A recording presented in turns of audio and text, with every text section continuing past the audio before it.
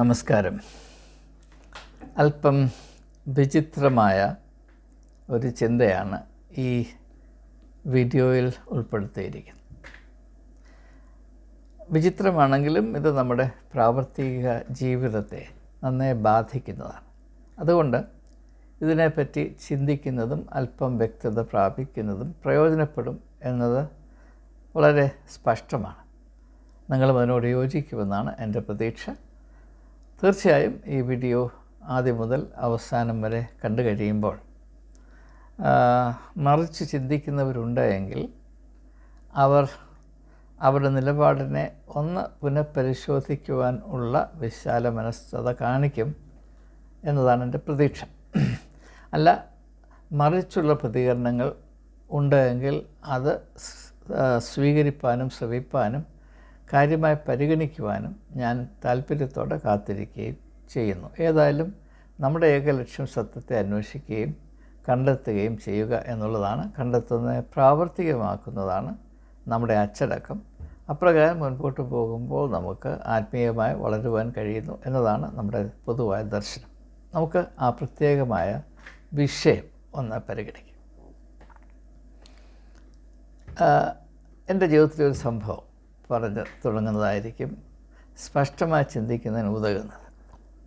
ഞാൻ 1971 to B precise,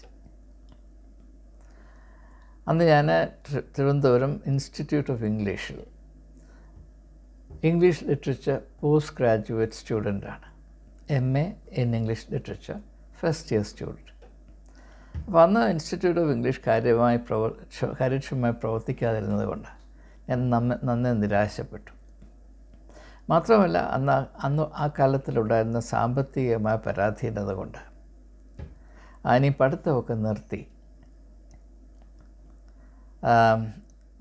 കുവൈറ്റിൽ പോയി ജോലി ചെയ്താൽ എന്താ എന്ന് ഞാൻ ചിന്തിച്ചു. കാരണം എനിക്ക് 3 സഹോദരിമാരുണ്ട്. അവർ 3 പേരും പഠിക്കുകയാണ്. ഞങ്ങൾ അനാഥരാണ്. അപ്പോൾ അവരെ സന്ധിക്കേണ്ട ചുമതലയുമുണ്ട്. പഠിക്കാൻ വളരെയധികം താല്പര്യമുണ്ടായിരുന്നുവെങ്കിലും അതുവരെ BA വരെ പഠിച്ചിട്ട് ഇനിയും ജോലി ചെയ്ത് ഇനി മുൻപോട്ടുള്ള കാര്യങ്ങൾ കൈകാര്യം ചെയ്യാം, അതിന് വിദേശത്ത് പോകുന്നതാണ് നല്ലത്. അങ്ങനെ ഞാൻ എൻ്റെ ചാർച്ചയിലുള്ള വളരെ നല്ല മനസ്സുള്ള ഒരു അച്ചായനോട് ഈ കാര്യം പറയുകയും അദ്ദേഹം മനസ്സോടെ എന്നെ കുവൈറ്റിൽ കൊണ്ടുപോകാനുള്ള സാഹചര്യങ്ങൾ ഒരുക്കുകയും ചെയ്തു. അങ്ങനെ ഇരിക്കെ പെട്ടെന്ന് എൻ്റെ മറ്റൊരു അമ്മാച്ചൻ എന്ന് പറഞ്ഞാൽ എൻ്റെ അമ്മയുടെ ഫസ്റ്റ് കസിൻ പെട്ടെന്ന് അത്ഭുതകരമായ വണ്ണം ഇതിനു മുമ്പ് ഒരിക്കലും സംഭവിച്ചിട്ടില്ലാത്തതുപോലെ Delhi all India institute of medical സയൻസിൻ്റെ കമ്മ്യൂണിറ്റി ഹെൽത്തിൻ്റെ ഹെഡ് ഓഫ് ദി ഡിപ്പാർട്ട്മെൻറ്റായിട്ട് ഡയറക്റ്റ് റിക്രൂട്ട്മെൻറ്റ്. നിങ്ങൾക്ക് ഓൾ ഇന്ത്യ ഇൻസ്റ്റിറ്റ്യൂട്ടിൻ്റെ ചരിത്രം അറിയാമെങ്കിൽ അങ്ങനെ നടക്കാറില്ല. എന്തുകൊണ്ടോ professor doctor George Joseph was directly recruited as the head of the department of the community medicine department of all India institute of medical sciences, New Delhi.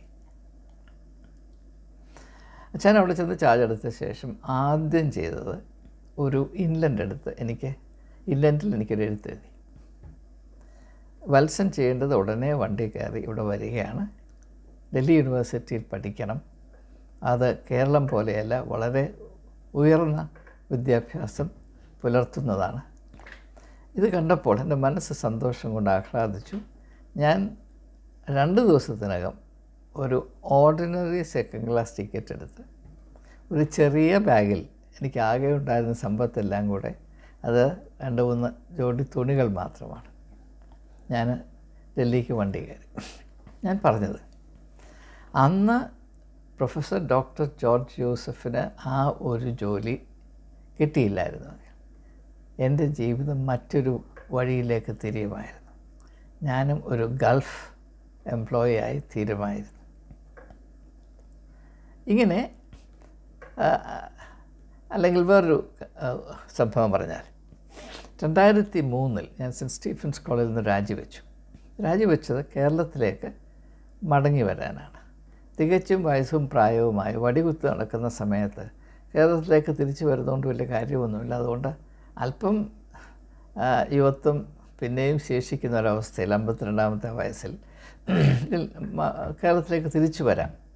ജോലിയൊന്നും കിട്ടിയിട്ടല്ല, കേരളത്തിൽ തിരിച്ചു വന്ന് എങ്ങനെയെങ്കിലും എന്തെങ്കിലും ഒരു ചെറിയ ഒരു പുതിയ സംരംഭം, ഒരു ഇൻ്റലക്ച്വൽ ഇനീഷ്യേറ്റീവ് എന്ന വിധത്തിൽ ഞാൻ രാജിവെച്ചു. തിരിച്ചു വരാനുള്ള ക്രമീകരണത്തിലേക്ക് ശ്രദ്ധ ചെലുത്തിക്കൊണ്ടിരുന്ന ഒരു ദിവസം രാവിലെ ആകസ്മികമായി ഒരു വിധത്തിലും പ്രതീക്ഷിക്കാത്ത വിധത്തിൽ ഡൽഹിയുടെ ചീഫ് മിനിസ്റ്റർ ഷീല ദീക്ഷിത്തിൻ്റെ ഫോൺ വരികയാണ്. അതിനു മുമ്പ് ഞാൻ അവരെ കണ്ടിട്ടില്ല, വ്യക്തിപരമായി എനിക്ക് അവരെ അറിഞ്ഞുകൂടാ. രാവിലെ ഒരു 8 മണിയായപ്പോൾ ഒരു ഫോൺ, അവളത് ഷീല ദീക്ഷിത്തിൻ്റെ സെക്രട്ടറിയാണ് വിളിക്കുന്നത്. Madam wants to talk to you. I said fine. അപ്പോൾ അവർ വിളിച്ചിട്ട് പറയുന്നത്, ഞാൻ ഡൽഹിയിലൊരു മൈനോറിറ്റീസ് കമ്മീഷൻ സ്ഥാപിക്കണമെന്ന് താല്പര്യപ്പെടുന്നു. അതിൻ്റെ ബില്ല് ഉണ്ടാക്കാനായിട്ടൊരു പ്രൊവിഷണൽ കമ്മീഷൻ അപ്പോയിൻ്റ് ചെയ്യാണ്.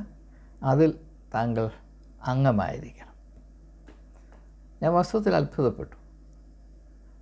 കാരണം അത് നിയമപരമായ പരിജ്ഞാനമുള്ളവരെ കൊണ്ട് മാത്രമേ ബില്ല് സാധനം എഴുതാനൊക്കത്തുള്ളൂ. ഏതായാലും അങ്ങനെ ഞാൻ സമ്മതിച്ചു. ഡൽഹി മൈനോറിറ്റീസ് കമ്മീഷൻ പ്രൊവിഷണൽ കമ്മീഷൻ്റെ അംഗമായി. ആ ബില്ല് ഡ്രാഫ്റ്റ് ചെയ്ത് വാസ്തവത്തിൽ ഞാനാണ്. അത് ഒരനുഭവം തന്നെയാണ്. അതിനുശേഷം അടുത്ത കമ്മീഷനിൽ അപ്പോയിൻ്റ് ചെയ്തു. അതിനുശേഷം അടുത്ത കമ്മീഷനിൽ അപ്പോയിൻ്റ് ചെയ്തു.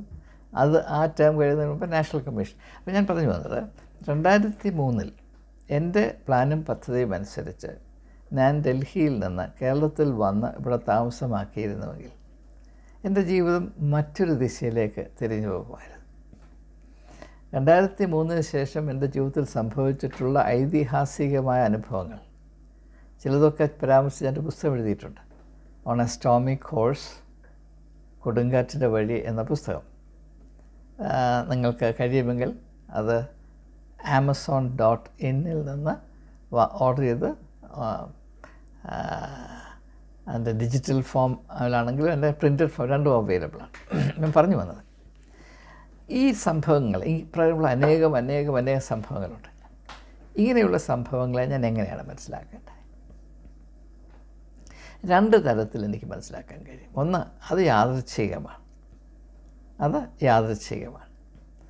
മറ്റ് ഒരു കാഴ്ചപ്പാട് ഇതിൽ നിന്ന് വ്യത്യസ്തമാണ്. അല്ല, അതിൻ്റെ പിറകിൽ ഏതോ ഉദ്ദേശമുണ്ട്. അത് മനസ്സിലാക്കുന്നതിന് എൻ്റെ ജീവിതത്തിലെ വേറെ അനുഭവം പറയാം. ഞാൻ നാഷണൽ കമ്മീഷനിൽ ജോലി ചെയ്യുകയാണ്. 2007 2004 ഞാൻ അതിൻ്റെ അംഗമായി നിയമിക്കപ്പെട്ടു. ആ കമ്മീഷനിൽ ടേം 5 വർഷമാണ്. മറ്റെല്ലാ കമ്മീഷനിലും ടേം 3 വർഷമാണ്. National commission for minority education ഇൻസ്റ്റിറ്റ്യൂഷൻസിൽ അംഗത്വം 5 വർഷമാണ്. അപ്പോൾ 2007 സെൻറ്റ് സ്റ്റീഫൻസ് കോളേജിൽ ഒരു വലിയ പ്രതിസന്ധി ഉണ്ടായി.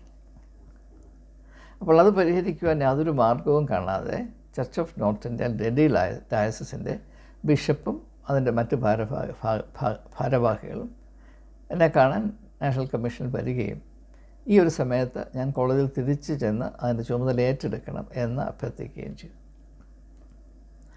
അത് എന്തുകൊണ്ടങ്ങനെ സംഭവിച്ചു?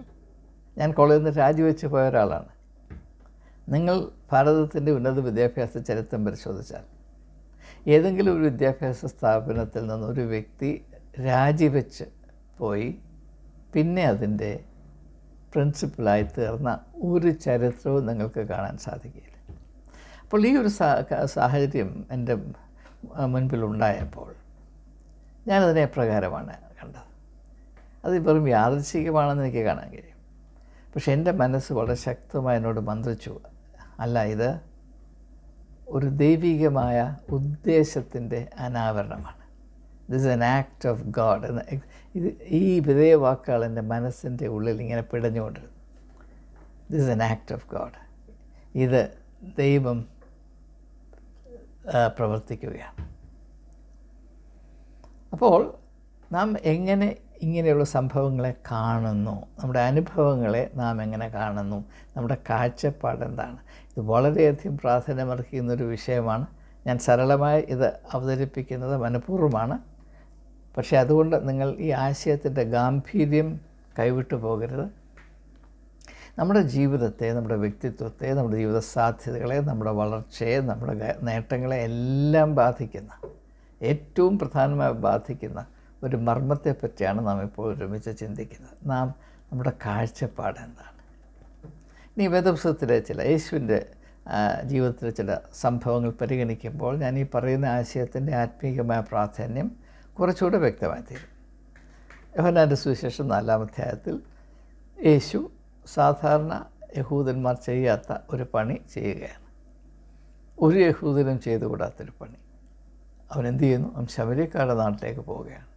യഹൂദന്മാരും ശമര്യക്കാരും തമ്മിൽ യാതൊരു ബന്ധവും പാടില്ല. എന്തിനാണ് യേശു അവിടെ പോയത്? എന്തിനാണ് യാക്കോബിൻ്റെ കുളക്കരയിൽ ആരും പോകാത്ത സ്ഥലത്ത് ഉച്ചയ്ക്ക് നട്ടുവെയിലത്ത് പോയത്? എന്തിനാണ്? അവിടെ ഒരു സ്ത്രീ വരുന്നുണ്ട്. അവൾ യേശു വരുന്നു എന്നറിഞ്ഞ് പോയതല്ല, അവൾ വെള്ളം കോരാൻ വന്നവളാണ്. അവിടെ ആ ഒരു കൂടിക്കാഴ്ച നടക്കുന്നത് യാദൃച്ഛികമാണോ അതോ മറ്റെന്തോ അവിടെ പ്രവർത്തിക്കുന്നുണ്ടോ? ആ ഭാഗം നിങ്ങൾ വായിച്ചു പോകുമ്പോൾ നിങ്ങൾക്ക് ഈ ഞാൻ ഉയർത്തുന്ന ചോദ്യത്തിൻ്റെ പ്രാധാന്യം മനസ്സിലാകും. ഇനി മറ്റൊരു സംഭവം, ലൂക്കോസിൻ്റെ സുവിശേഷം 19-ാം അധ്യായത്തിൽ യേശു എരിഹോവിലേക്ക് പോകുന്നു. നിങ്ങൾക്കറിയാം, യേശുവിൻ്റെ പരസ്യ ശുശ്രൂഷ ഒരിക്കലും എരിഹോവിനെ കേന്ദ്രീകരിച്ചായിരുന്നില്ല. വളരെ അപൂർവമായി മാത്രം യേശു എരിഹോവിലേക്ക് പോയിട്ടുള്ളൂ. യേശു അവിടെ പോകുന്നു. പുരുഷാരം അവനെ പൊതിഞ്ഞ് അവൻ ആ തെരുവീഥിയിൽ കൂടെ മുന്നേറുകയാണ്. പക്ഷേ അവിടെ ഒരു സ്ഥലത്ത് ഒരു കാട്ടത്തിമേലൊരു മനുഷ്യൻ കയറിയിരിപ്പുണ്ട്. യേശു അവിടെ പോയത്, അങ്ങനെ ഒരു സംഗമം ഉണ്ടായത് ആകസ്മികമാണോ അതോ മറ്റെന്തോ പദ്ധതി അതിൽ പ്രവർത്തിക്കുന്നുണ്ടോ? ഞാൻ 2 ഉദാഹരണം മാത്രം പറഞ്ഞു വന്നേ ഉള്ളൂ. അല്ലെങ്കിൽ വേറെ ഒരു ഉദാഹരണം കൂടെ പെട്ടെന്ന് സൂചിപ്പിച്ചാൽ, മത്തായിയുടെ സുവിശേഷം 9-ാം അധ്യായത്തിൻ്റെ 9-ാം വാക്യത്തിൽ മത്തായി എന്ന് പറയുന്നൊരു യുവാവ് ചുങ്കസ്ഥലത്തിരുന്നുകൊണ്ട് ചുങ്കം പിരിച്ചുകൊണ്ടിരിക്കുകയാണ്. അതിൽ യേശു കടന്നു പോകേണ്ട ആവശ്യം എന്താണ്? മർക്കോസിൻ്റെ സുവിശേഷം 1-ാം അധ്യായത്തിൽ ശിമോനും ഒരു സഹോദരൻ അന്ത്രയോസും ഗലീല കടലിൽ മീൻ പിടിച്ച ശേഷം അന്നത്തെ പണിയെല്ലാം കഴിഞ്ഞ് പടവിലിരുന്ന് അവിടെ വല നന്നാക്കുകയാണ്. അതിലൊരു മനുഷ്യപുത്രൻ നടന്നു പോവുകയാണ്. ആകസ്മികമാണെന്ന് നിങ്ങൾ വിചാരിക്കുന്നുണ്ടോ? നാം എങ്ങനെയാണ് ഇതിനെ മനസ്സിലാക്കേണ്ടത്? യോഹന്നാൻ്റെ സുവിശേഷം 5-ാം അധ്യായത്തിൽ പുരുഷാരത്തിന് വിശക്കുന്നു. അവർക്ക് ആഹാരം വാങ്ങിക്കാൻ യേശുവിൻ്റെ ശിഷ്യന്മാരുടെ പോക്കറ്റിൽ കാര്യമായിട്ടൊന്നുമില്ല. അവർ നിസ്സഹായത പ്രകടിപ്പിക്കുന്നു. പക്ഷേ അവിടെ ഒരു പിഞ്ചു ബാലനുണ്ട്. ആ ബാലൻ അവൻ്റെ അമ്മ അന്ന് പാചകം ചെയ്ത അല്പം ഭക്ഷണവുമായി ആ കൂട്ടത്തിൽ വന്നു ചേർന്നത് ആകസ്മികമാണെന്ന് നിങ്ങൾ വിചാരിക്കുന്നുണ്ടോ?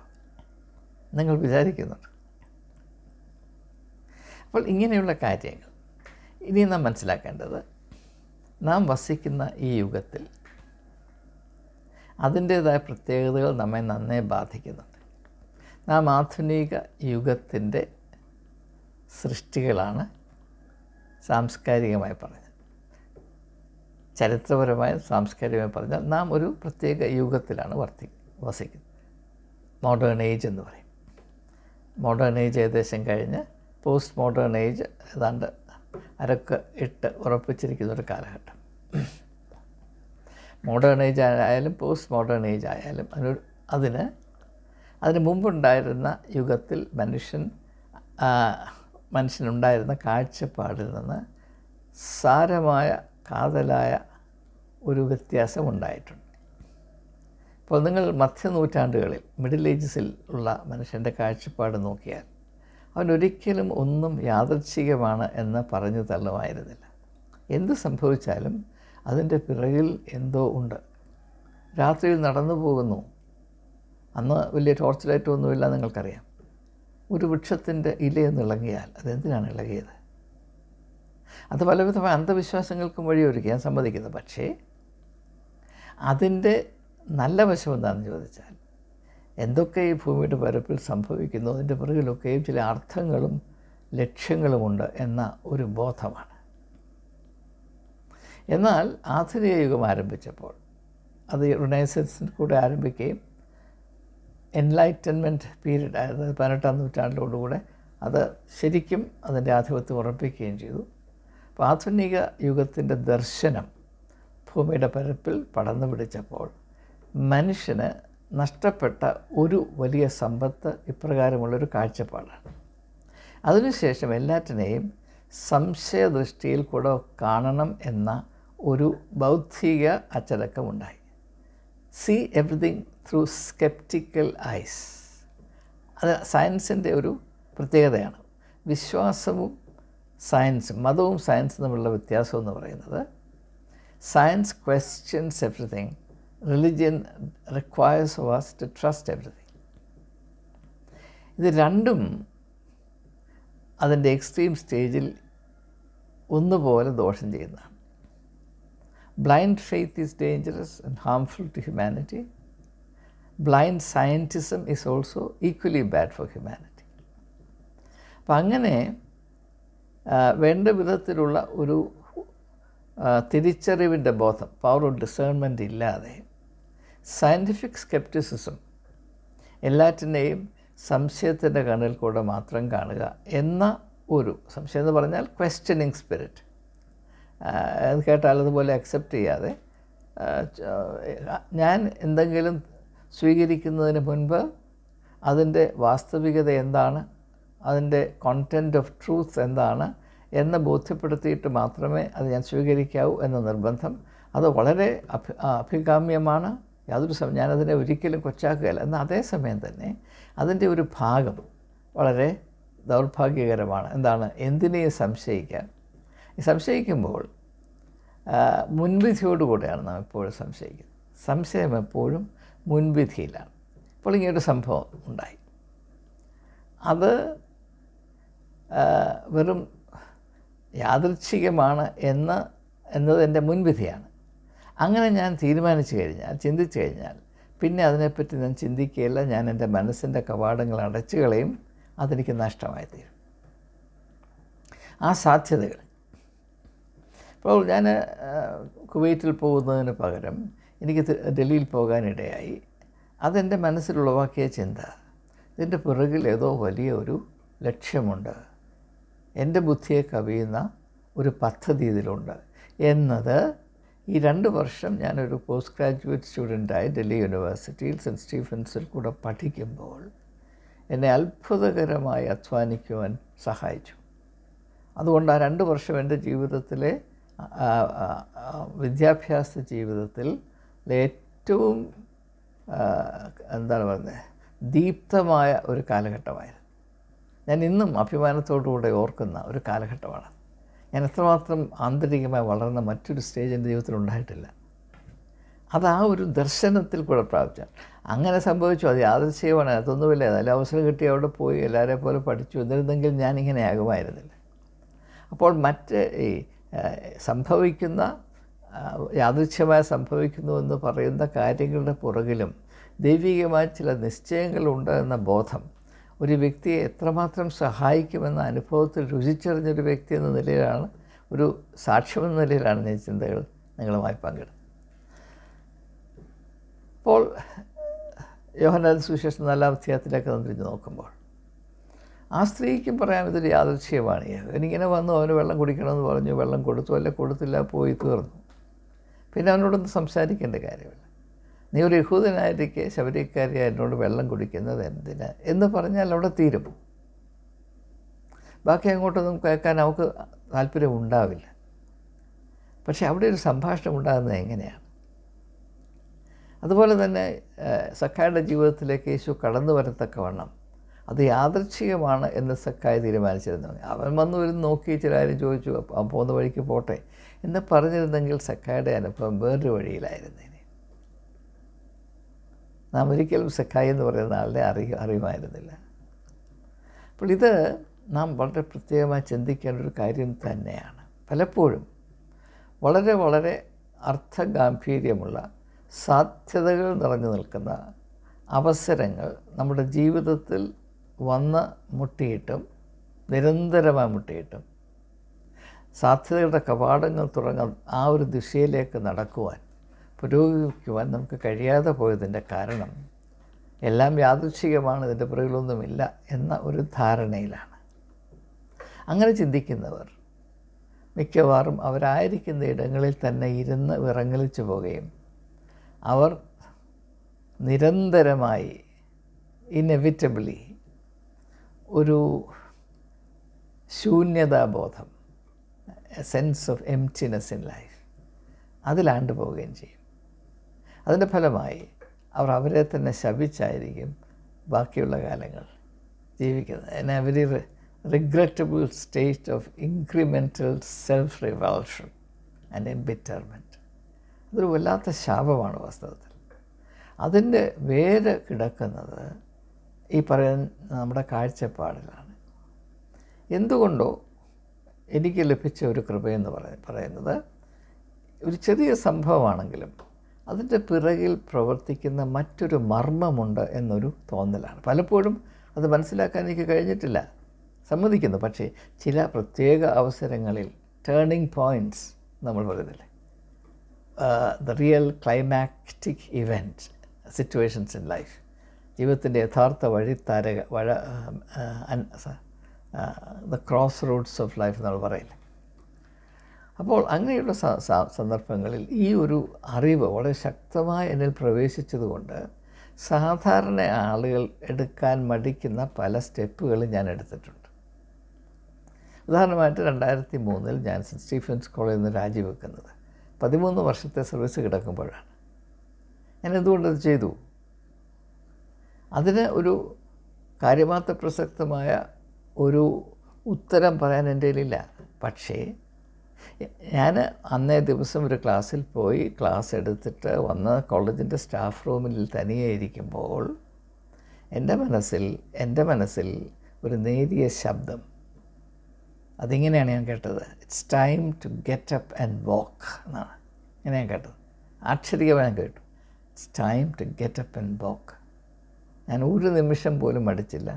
ഒരു കടലാസ് കൊണ്ടെടുത്ത് അതിൽ പേന കൊണ്ടെഴുതി, for personal reasons, I wish to avail myself of voluntary retirement with effect from tomorrow. അങ്ങനെ not with effect from such and such date, which is 3 months notice. അപ്പോൾ അങ്ങനെ ഞാൻ അവിടെ നിന്ന് ഇറങ്ങിപ്പോയി.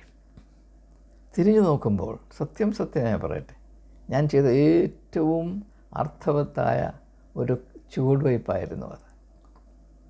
അതേസമയം എനിക്ക് ആ ഒരു അനുഭവത്തെ പുച്ഛിച്ച് തള്ളാം. ഏതോ പിശാചിൻ്റെ മനസ്സിൽ മന്ത്രിക്കുകയാണ് എന്ന് ഞാൻ വിചാരിച്ച് അവിടെ തന്നെ ഇരുന്നിരുന്നുവെങ്കിൽ ഞാൻ ഒരിക്കലും ആ കോളേജിൻ്റെ പ്രിൻസിപ്പൽ പോലും ആകത്തില്ല.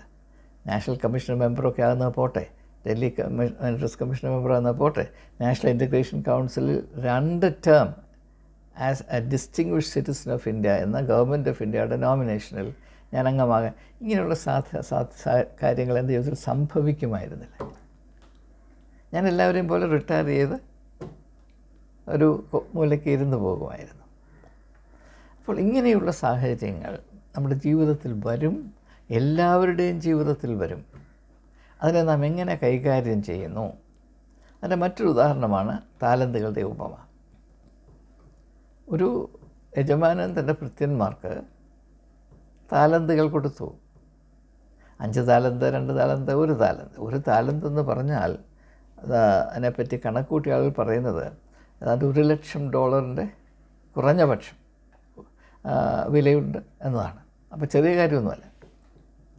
പക്ഷേ ആദ്യത്തെ 2 ഭൃത്യന്മാർ ഈ മൂന്നാമത്തെ വ്യക്തിയുമായുള്ള വ്യത്യാസം എന്താണ്?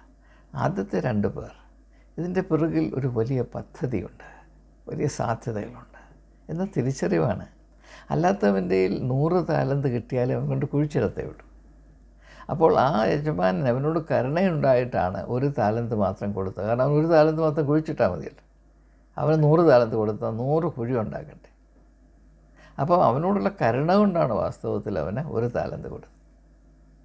ഇത് നാം മനസ്സിലാക്കണം. നമ്മുടെ ഓരോരുത്തരുടെയും ജീവിതത്തിൽ പ്രത്യേകിച്ച് യുവതീ യുവാക്കന്മാർ തിരിച്ചറിയേണ്ടതാണ്. ഇപ്പോൾ 60 വയസ്സുള്ള ഒരാളെ സംബന്ധിച്ചിടത്തോളം ഇത് തിരിഞ്ഞു നോക്കാനുള്ള അവസരമേ ചിന്ത ഒരുക്കുന്നുള്ളൂ. ഞാൻ ഇന്ന സമയത്ത് എൻ്റെ ജീവിതത്തിൻ്റെ യാത്രയിൽ കണ്ടുമുട്ടിയ അല്ലെങ്കിൽ എനിക്ക് മുൻപിൽ പ്രത്യക്ഷപ്പെട്ട പല സാധ്യതകളും എൻ്റെ കാഴ്ചപ്പാടിൻ്റെ വൈകല്യം കൊണ്ട് ഞാൻ നിരാകരിക്കുകയുണ്ടായില്ലേ എന്ന് തിരിച്ചറിയാൻ കഴിയും. അങ്ങനെ തിരിച്ചറിയാൻ കഴിയാത്ത ആരുമില്ല. എന്നാൽ അതുകൊണ്ട് പ്രയോജനമില്ല. നമുക്കിത് പ്രയോജനപ്പെടുന്നത് നാം യുവാക്കന്മാരായിരിക്കുമ്പോൾ ജീവിതത്തിൻ്റെ ഈ കാര്യക്ഷമമായ ആ ഒരു തട്ടത്തിലേക്ക് നാം പ്രവേശിക്കുന്ന ആ നിമിഷം മുതൽ പ്രത്യേകമായി ചിന്തിക്കേണ്ട കാര്യം, ഇത് സത്യമാണ്.